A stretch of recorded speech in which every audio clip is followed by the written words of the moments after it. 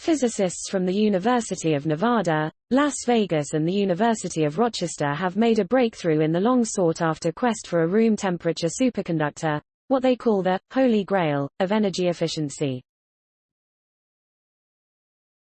The research team led by University of Rochester physicist Ranga Dias in collaboration with Ashkan Salamat, assistant professor of physics and astronomy at UNLV, established room temperature superconductivity in a diamond anvil cell, a small, handheld, and commonly used research device that an.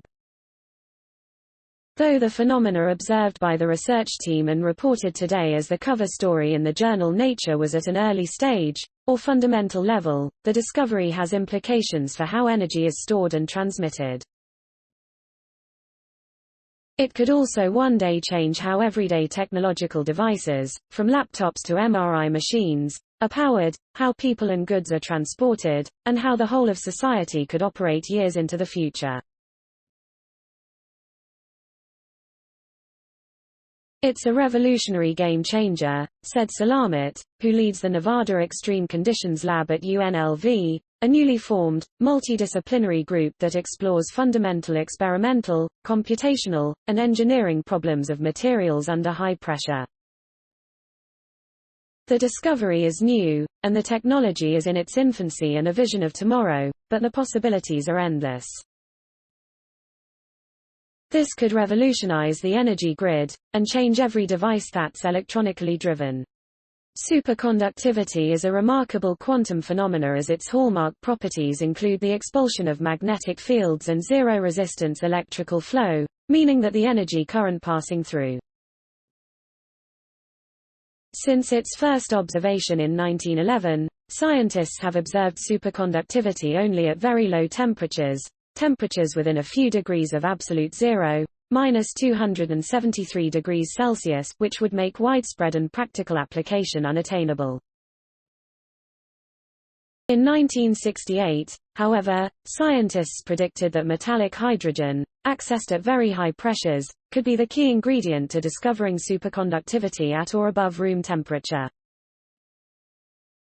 Because of the limits of low temperature, materials with such extraordinary properties have not quite transformed the world in the way that many might have imagined. However, our discovery will break down these barriers and open the door to many potential applications, Dias said in a University of Rochester release.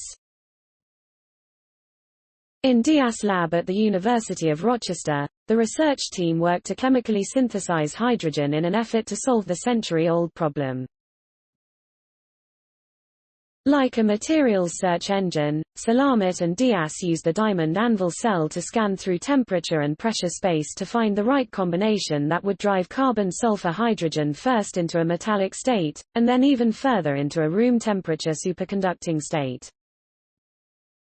The U.S. energy grid, Salamat notes, which is made up of metallic cables, loses about $20 billion a year to dissipating current. Though a metal like copper exhibits the least resistance of nearly all metals, it's still resistant. Running current through copper and other metals generates heat, and as a consequence energy is lost. Think of the heat exiting the bottom of your laptop.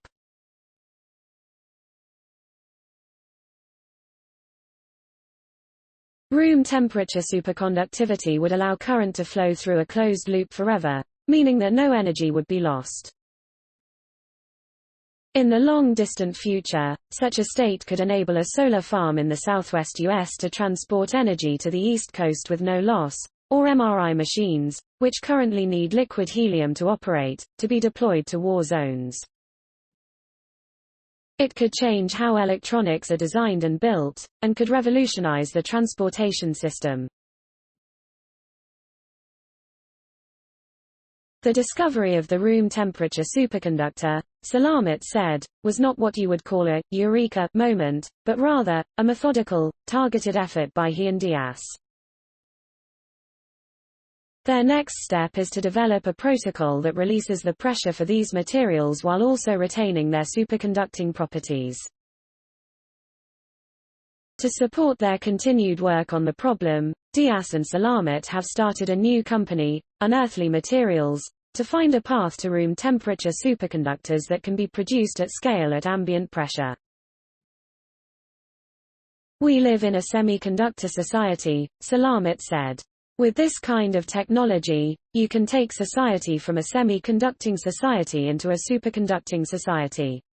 Quote, "Please support my channel to grow by pressing subscribe button and the bell icon. We will notify you technological news. Thank you."